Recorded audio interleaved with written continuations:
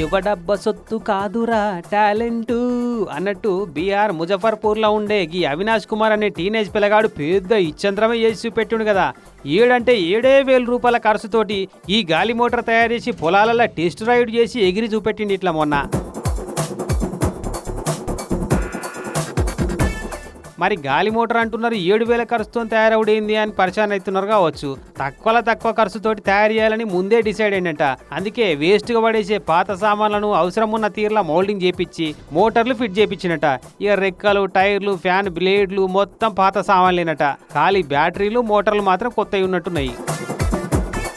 గమ్మత్ ఏంటంటే ఈ గాలి మోటార్ తయారు చేసిన అవినాష్ చదివింది బిఏనట.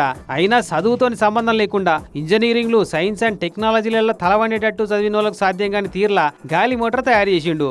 ఇదివరకు 2 ఏళ్ల కిందట థర్మాకోల్ షీట్లతోని జెట్ ఫైటర్ మోడల్ ఉండే చిన్న సైజు గాలి మోటార్ తయారు చేసి 300 ఫీట్ల ఎత్తులో ఎగిరేసి చక్కర్లు కొట్టించి నోరెళ్ళబెట్టేటట్టు చేసిండు అందరినీ. ఇక చూసి ఈ అవినాష్ అసాధ్యుడే అని తారీఫ్ చేసిర్రు అంతా. ఆడితోనే ఆగకుండా మనిషి కూర్చొని ఎగిరే గాలి మోటార్ను తయారు చేసి చూపెట్టిండి ఇట్లా. మరి ఇది ఎంత దూరం ఎగురుతుంది, ఎంతసేపు తిరుగుతుంది అనే టెక్నికల్ ముచ్చట్ల తెరువు పక్కకు పెడితే మొదలు ఇది తయారు చేసుడే గొప్ప ముచ్చట అనాలి.